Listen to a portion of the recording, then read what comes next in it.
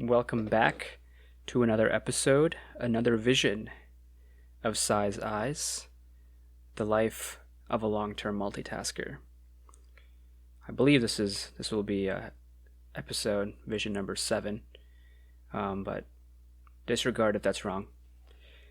But yeah, so this previous one, we went through the 2020 planning, kind of my overarching kind of project plan of how I approached planning the review process of 2020 as well as the planning process of 2021. Now we can dig a little bit deeper into some of the questions and things that I was thinking about as I was going through this review process. So one of the first things that I did, if you listen to the last episode, was the feedback form. And so, again, the people who are listening may already have received it. So, but for those who haven't, some of the questions. So let's go through all the questions that I asked. First one was, how would you describe me as of December 2020? What do you see as my intentions? What are my greatest strengths? My biggest weaknesses? What's one thing that I don't do that you want me to start doing or do more of? And then the converse of that, what's one thing that I do that you want me to do less of or completely stop? How do I provide the most value? What areas of my life do you see as the most room for improvement or the most valuable to improve? What topic or topics do you want me to, that I can be more knowledgeable or become a subject matter expert in? What books, documentaries, podcasts, courses, etc. Would be valuable for me to read or watch or listen to? Who should I follow? Learn more about and their story, and maybe their teachings, or maybe just their ideas, concepts, etc. What's one thing that I could add to my routine, whether that's on a daily, weekly, monthly, etc. basis, that could make a long-term difference? Maybe that's something that they do as well. And then if I was to incorporate all of your feedback, how would you describe me as of the end of 2021? Anything and any other comments that they want to leave. So about 13, 14 questions there. Again, like I said, got various responses. So let me just I'm not going to go through each of these, but I'm going to go. So part of that retro that I did was the takeaways for some of those things. So I'm just going to go into some of the takeaways some common themes that were said among different people. Obviously, some people in the professional realm gave me some valuable feedback. My family members, close friends, people that I've known since elementary school, people that I only met even in 2020 itself. So it's a wide range of folks, at least an initial diverse set, at least diversity in thought, if not as much in external, but mostly Indians, except coworkers. So, anyways, some common traits that I realized that most people said, almost regardless of how they know me, is like motivated, curious, well-intentioned, like want to continuously improve, passionate about the right things, personable. Again, if you disagree with any of this, let me know. But those are the common traits that I saw, that not everyone put, but that I didn't see as like weaknesses or areas to improve. Well, obviously we can improve that, but it was a common theme throughout. Some inconsistent traits that I noted was that, like, I think with some people I communicate really well, and with others I'm a brick wall. And so and then confidence as well. Sometimes some people I may come across as confident, even to the point of arrogance, and then some people I'm just a shy, timid person, more reserved, but that I can open up once I get to know someone. So, and then another thing is self-awareness. I think it was one of my first podcast topics, and so, or at least that was mentioned there, and so I want to, like, some people say I have great self-awareness, some people say I don't, and so, like, with these three things, I think clearly I'm on opposite sides of the spectrum depending on who I'm talking to, and so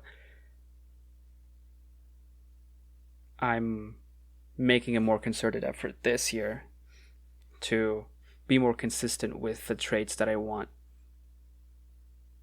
to represent me. And so these, traits are communication, confidence, self-awareness. I mean, obviously everyone wants those, and I want those just as much. And so creating that balance and consistency is going to be key in, I think it's just the mindset of, I was a certain person when I knew when I knew people in elementary, middle school, high school versus college versus now, even Atlanta versus Charlotte, right? So I'm a different person. And so how do I still come across as consistent and not the same person that I was when I originally met them or had the most times of interaction with them? And so I think being more aware of how I act is going to be key in that consistency and being aware of that. Let's see. I'm just going through my notes here. Some things to improve, start doing more of. Just communicating effectively. I think in a workplace, sharing my points of disagreement more openly, but also obviously also professionally. Speaking up when I may have an idea, and so just not holding back anything in situations where it may be perceived that I may be. So I want to improve on that. And then on the personal side, I just really want to, I think this is part of it, like sharing more of my ups and downs personally. So I think obviously social media has a lot to do with it in terms of everyone's only sharing their best moments, coolest places they travel, or prettiest and tastiest food that they're eating, and all of that is great, but it does leave a contorted view of what life is and life is like for basically everyone. And so I want to be more aware, diligent, and deliberate about what I'm sharing and what the ramifications of those are. If I'm only sharing the positives, when I only work out, when I only meditate, when I only go travel in normal circumstances and stuff like that I'm not sharing 100% view of myself. And so I wanna do a better job of creating that overarching picture that people can relate to more. And so that starts with this podcast, and it continues along with everything else that I'm doing social media, like content generation wise, but also just what type of person I am when the lights or camera's not on, right? So gonna try to work on that. Ownership at work and at home is going to be really important. I want to stand out as a leader at work, and taking leadership role within the family as well is going to be huge. Had a lot of discussions with my family, more than we've ever had, and I think they were all constructive. And so it's going to be really like getting on the same page, aligning as a family is pretty tough.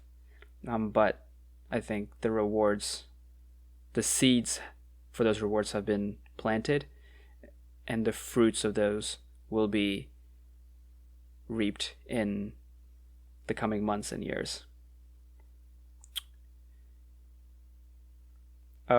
Next, I really want to, awareness of how my actions or inactions affect others. Sometimes I may be careless in regards to how I may be approaching COVID-19. So I'm going to be, it's funny that like I could be I could be in this room for, for days at a time and be perfectly fine not contacting anyone. But I think just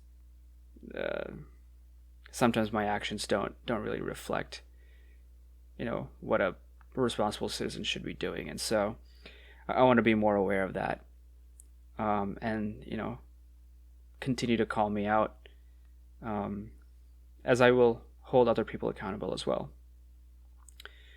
Other than that, just healthy eating, working out, the normal stuff, creating more content. This is really cool. One of my coworkers said this, where, ability to be simultaneously basically in the clouds and the dirt, 1,000 miles in the sky, seeing the big, big, big picture, and then the next sentence, essentially being able to go 1,000 miles below sea, to be in the dirt, to have those granular discussions, those tactical conversations that can move the needle, that understand how what you're doing relates to those high level clouds and visions and stuff like that. Let's see. One thing I want to do, I don't know if this was my own thing, this wasn't for the feedback form, but just continue my routine regardless of the environment. Sometimes when I would go to a person's place, maybe for a weekend, or someone would come over or whatever, I would stop my routine that helped me become the person that I had become until that point. And then I regress a little bit, whether I don't do, working out or meditation or, celery juice or anything like that. I can feel a difference when I'm back alone by myself, basically. And so I want to challenge myself of, if I do change environments, my routines will stay the same and be consistent. So obviously consistency, a big theme across many of these. And then, so then things to stop doing or do less of. I think just,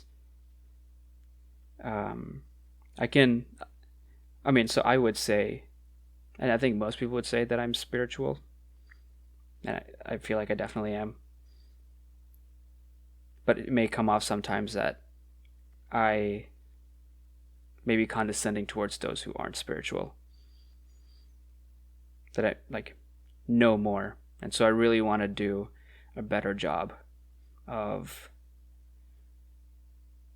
recognizing those assumptions, challenging those first by myself, where I can reflect on it, and then secondarily in the moment when I'm interacting with people who don't deem themselves as spiritual, but honestly, everyone is spiritual in a sense, right?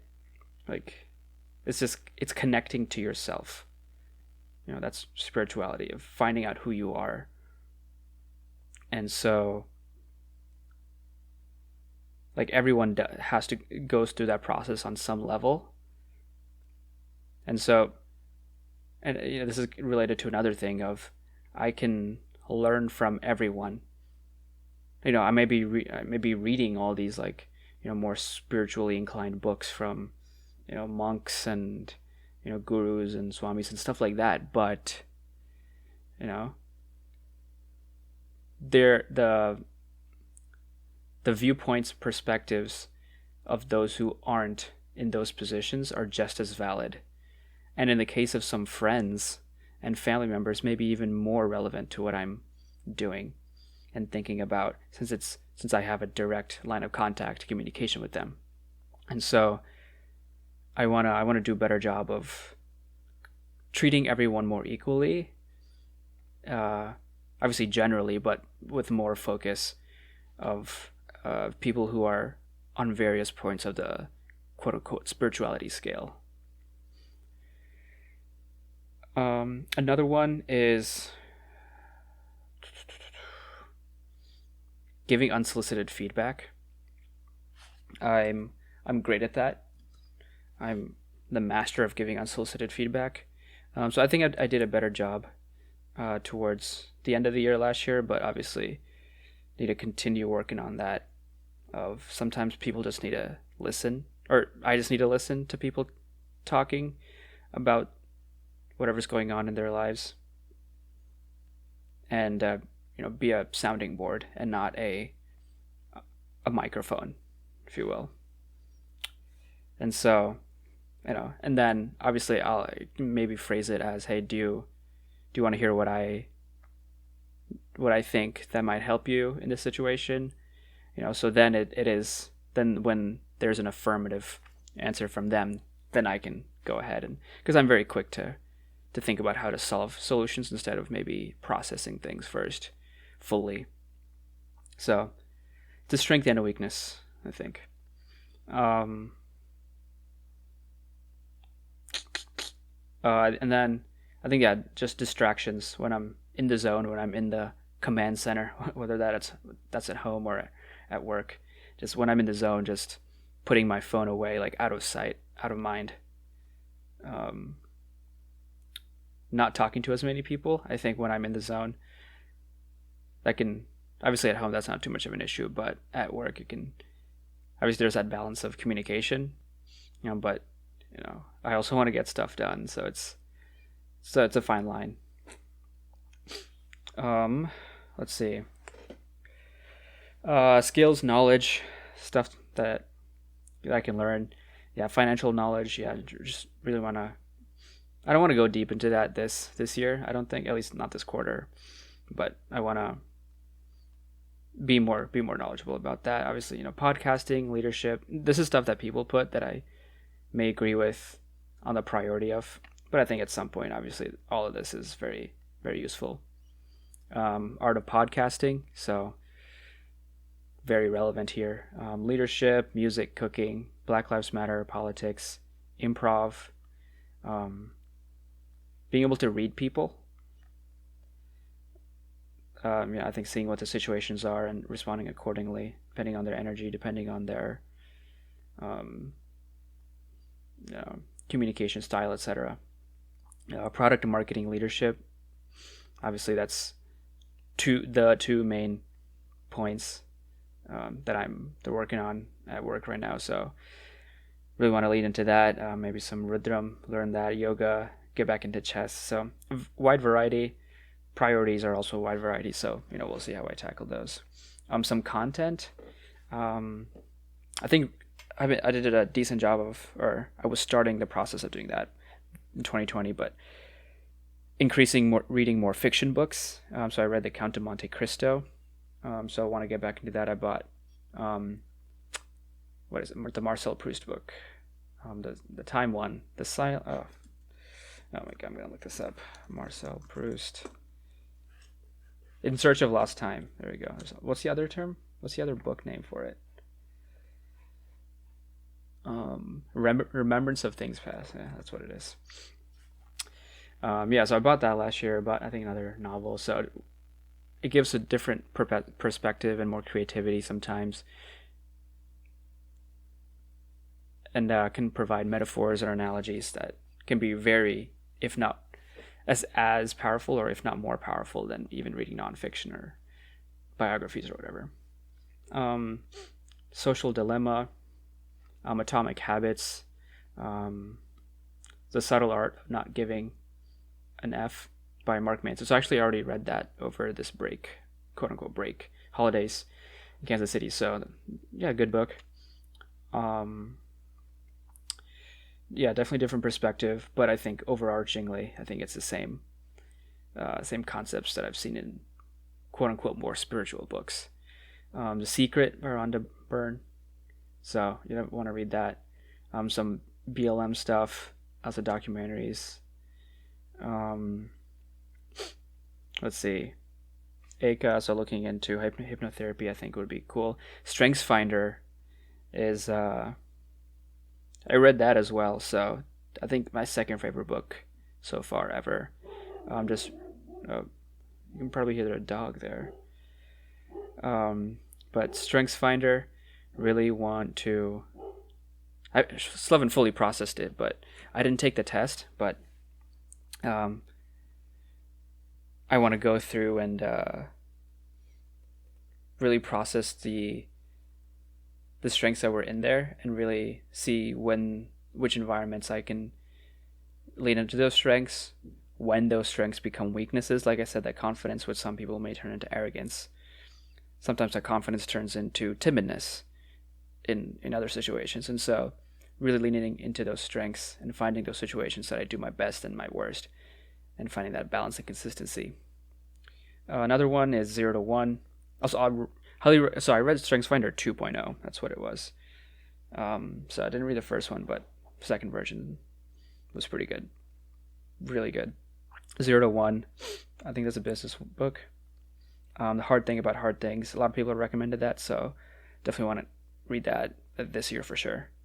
How to Win Friends and Influence People. I read that in middle school. Obviously famous book, but never a bad thing to revisit it. And then Charles Koch and Lee Kuan Yew's autobiographies. Just kind of finding out, and again, different perspectives, right? Then people to follow. Obama is Gandhi, Joe Biden, Koch brothers, Lee Kuan Yew, Bill Gates, Jack Dorsey, Aaron Bali. But I think the one that stuck with me the most was my own friends. I think I alluded to this earlier, but I can learn anything from anyone. It doesn't have to be successful, quote unquote, people or famous people. I can learn a lesson just as well if from my roommate here, or from my parents, or from a coworker, as I can from Michelle Obama. And so I really want to lean in on, be aware in what situations I can learn from the people that I know personally, because it can have a more emotional attachment to that idea or concept or that lesson, and then I'll be able to remember it more compared to someone else's story that I may not be able to relate to as much. And so I really want to focus in on that. So those are the main takeaways from the feedback form. I had some others for myself through the retro that I did for myself. There's a lot, man. But yeah, I'm tracking this through the 6 Time book thing that I've talked about before. So it's not just hey, I just did this once at the end of the year and kind of moving on. It's on I'm actively working towards improving those things that aren't projects, right, but are ways of communication, or how my thoughts, words, and deeds impact others. Being more self-aware. Those things can't be necessarily projects. Everyone's always constantly working on those, either consciously or subconsciously. So, and I want to work on them consciously. So this review was a good way of thinking about that and getting that to the forefront.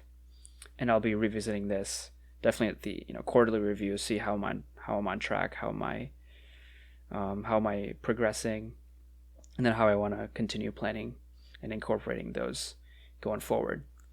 So man, we're already at 24 minutes. So that was just going through the takeaways from the feedback form that I received from the folks that I sent it out to.